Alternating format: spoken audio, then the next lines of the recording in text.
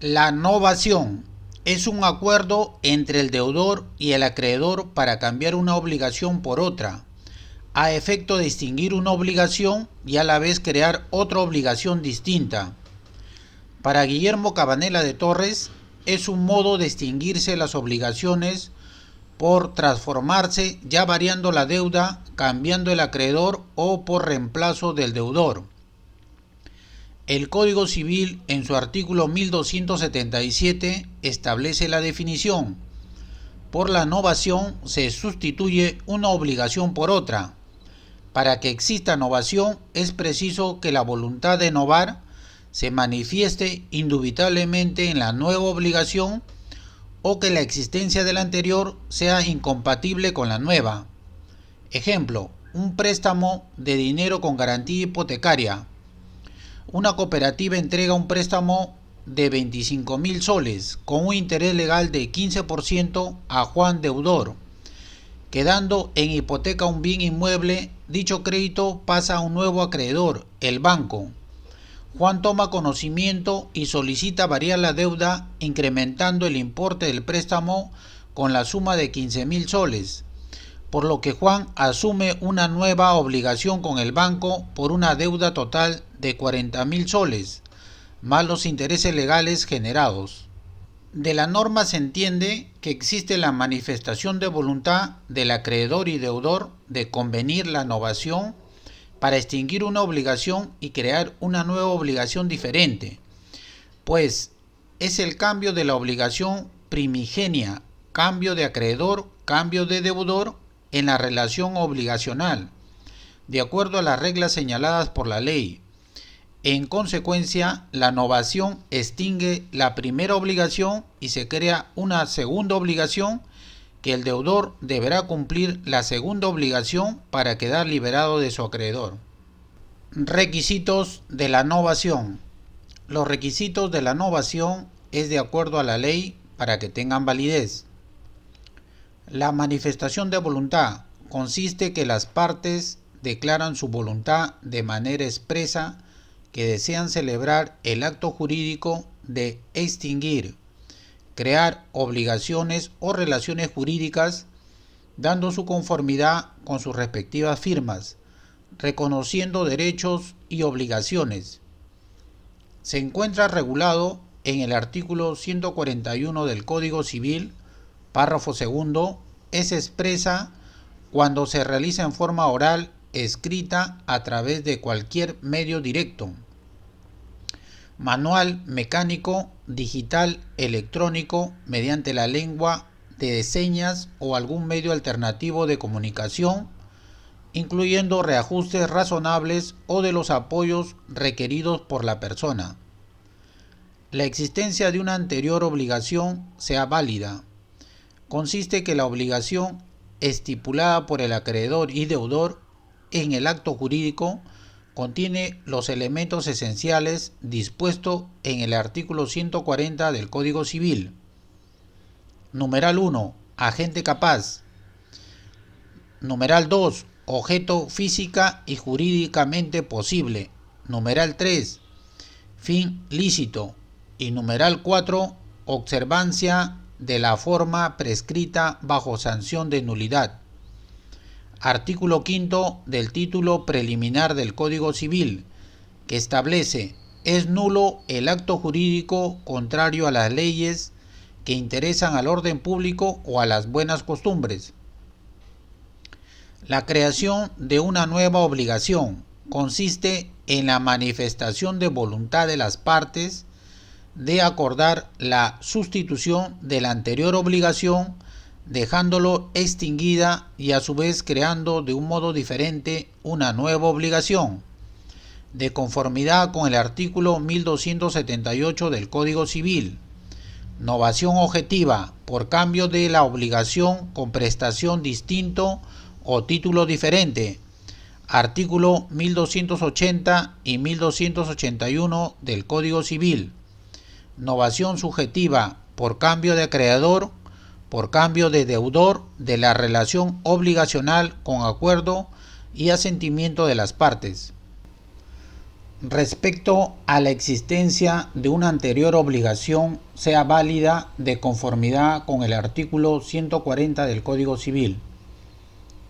Consiste que la obligación estipulada por el acreedor y deudor en el acto jurídico sea efectuado cumpliendo el requisito para su validez: la manifestación de la voluntad, que debe ser expresada por escrito, como también puede ser por medio electrónico o digital, que esté destinado a extinguir una obligación anterior y a su vez crear una nueva obligación, dando su consentimiento a través de la firma de ambas partes. Para su validez debe contener los elementos esenciales establecidos en el numeral 1: plena capacidad de ejercicio, salvo las restricciones contempladas en la ley. Es la persona natural o jurídica que tiene facultad para ejercer derechos y cumplir obligaciones, que incluye a la persona con discapacidad, que ejercen sus derechos y cumplen obligaciones a través de un representante. La capacidad de ejercicio restringida se encuentra establecido en el artículo 44 del Código Civil.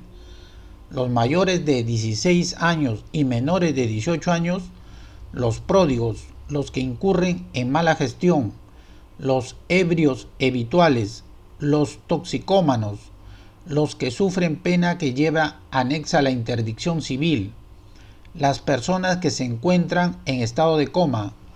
En el numeral 2, objeto física y jurídicamente posible, es todo acto que el acreedor y deudor puedan llevar a cabo, que consiste en una obligación de dar, hacer y no hacer. Se justifica por voluntad de las partes la extinción de obligación y a su vez crear una nueva obligación. El acto debe arreglarse o ajustarse en la ley para el acto realizado, a fin de que se cumplan los objetivos que la norma legal prevé para tal acto. En doctrina, según Castillo Freire, la posibilidad jurídica está referida a la conformidad de la relación jurídica con el ordenamiento jurídico. Ejemplo, un arrendamiento con compra-venta de un bien inmueble, que la compra-venta incluya en sus cláusulas el bien y el precio. El que todo acto jurídico debía tener un objeto determinado o determinable, ello en razón de que las partes, cuando celebran un acto jurídico y dan inicio a una relación jurídica, deben saber qué deberes u obligaciones asumen concretamente. Es decir, que dichos deberes y obligaciones deben encontrarse determinados al momento del nacimiento del acto y no con posterioridad. Según Vidal Ramírez, la determinabilidad del objeto se refiere a la posibilidad de identificar los derechos, deberes y obligaciones inherentes a la relación jurídica que vincula a los sujetos. El objeto del acto jurídico puede ser determinado o cuando menos determinable. Es determinado cuando los derechos y los deberes u obligaciones están identificados en el momento de la celebración del acto, como cuando se adquiere el derecho de propiedad con la obligación de pagar el precio pactado. Es determinable cuando los derechos y los deberes u obligaciones no están identificados en el momento de la celebración del acto jurídico, pero existe la posibilidad de identificarlos, como en el caso de una compra-venta en la que la determinación del precio se confía a un tercero. En el numeral 3, fin lícito, se refiere a que el acreedor y deudor, al realizar el acto jurídico, en su contenido, el objeto no debe contravenir la ley, para que el acto produzca sus efectos jurídicos y no ser afectado con la nulidad absoluta.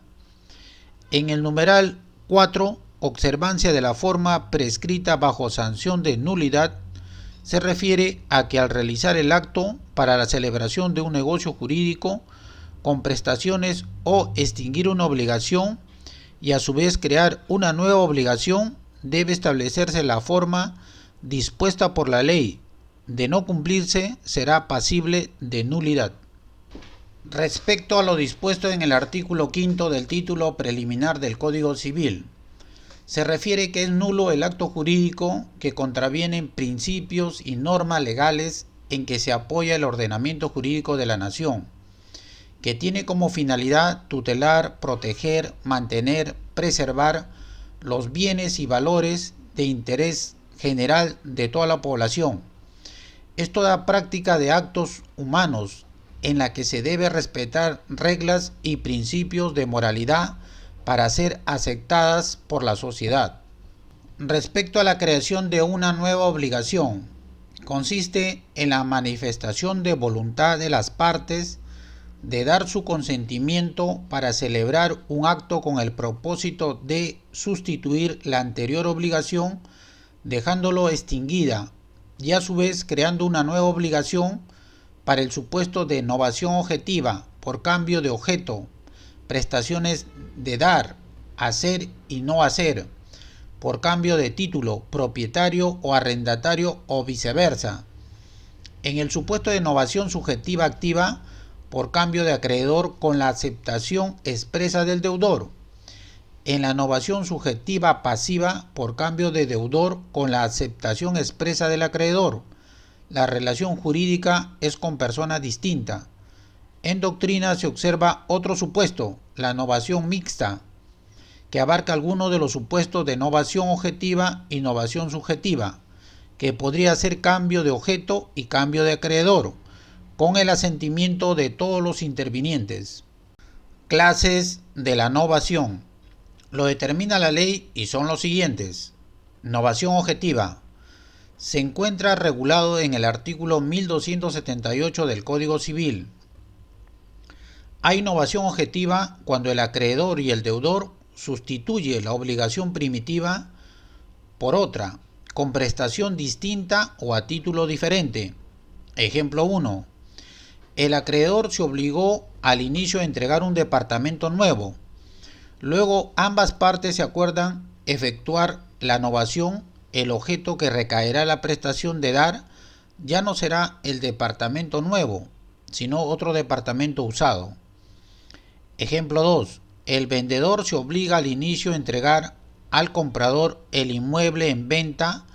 Luego las partes acuerdan en una nueva obligación que el vendedor no entregará el inmueble en venta, sino que se entregará el inmueble al comprador a título de arrendamiento. El inmueble es el objeto de la prestación, es el mismo. La obligación de dar es el mismo. El cambio es al título de la entrega del inmueble, de propietario a posesionario de uso exclusivo. De la propia norma se comprende que se sustituye la obligación de dar, hacer y no hacer, es decir, se extingue la obligación originaria y a su vez de manera inmediata se crea una nueva obligación diferente. La novación objetiva por cambio de título significa que los sujetos acuerdan cambiar el origen que emana de la obligación por una obligación diferente, quedando obligados a cumplir las prestaciones. En sí, lo que se sustituye es la relación jurídica obligacional. Novación subjetiva. Se encuentra regulado en el artículo 1280 del Código Civil, que a la letra dice: la novación subjetiva activa por cambio de acreedor. En la novación por cambio de acreedor se requiere, además del acuerdo entre el acreedor que se sustituye y el sustituido, el asentamiento del deudor. Ejemplo: Juan, deudor, debe a Pedro, acreedor originario, la suma de 10.000 soles. Luego acuerdan que ya no se pagará a Pedro los 10.000 soles, sino se pagará a Timoteo por cambio de acreedor. Se entiende que los sujetos acuerdan por el cambio de acreedor, es decir, el acreedor originario por un nuevo acreedor. El deudor es el mismo. En el acto que se realiza no solamente se debe contar con el asentimiento del deudor, sino de los demás sujetos intervinientes. Los sujetos intervinientes acuerdan extinguir la obligación originaria y de inmediato crear una nueva obligación con diferente acreedor, manteniéndose el objeto de la prestación y el título de la obligación. Por la novación, al deudor se le genera una nueva relación obligacional con acreedor distinto o persona distinta. Se encuentra regulado en el artículo 1281 del Código Civil la novación subjetiva pasiva por cambio de deudor. La novación por delegación requiere, además del acuerdo entre el deudor que se sustituye y el sustituido, el asentimiento del acreedor. Ejemplo: Juan adeuda a Pedro la suma de 40.000 soles. Por el préstamo, Juan hipoteca su departamento a favor de Pedro. Lucas, hermano de Juan, toma conocimiento que su hermano tiene problemas financieros para cumplir la obligación a favor de Pedro. Entonces Lucas le propone a su hermano Juan que él será el deudor. Juan lo acepta porque su hermano Lucas tiene solvencia económica. Luego Juan le propone a Pedro el cambio de deudor. Pedro acepta, se mantendrá la deuda con el nuevo obligado. De la norma se comprende que las partes acuerdan extinguir la obligación originaria para crear una nueva obligación con diferente deudor, manteniéndose el objeto de la prestación. Se requiere la aceptación del deudor que sustituye y el deudor sustituido. Además del asentimiento del acreedor, hay novación por delegación cuando exista el acuerdo de los sujetos, el asentimiento de los intervinientes en el acto jurídico plurilateral, es decir, el acreedor, el deudor delegado y el deudor delegante, para que el acreedor libere de la obligación al deudor originario delegante, aceptando en su sustitución a un nuevo deudor delegado, que se tendrá la relación obligacional. Se encuentra regulado en el artículo 1282 del Código Civil la novación subjetiva pasiva por extromisión. La novación por expromisión puede efectuarse aún contra la voluntad del deudor primitivo. Ejemplo: el acreedor celebra un contrato con un tercero que acepta cumplir la obligación de pagar la deuda del deudor, pero sin el consentimiento del deudor originario con carta fianza.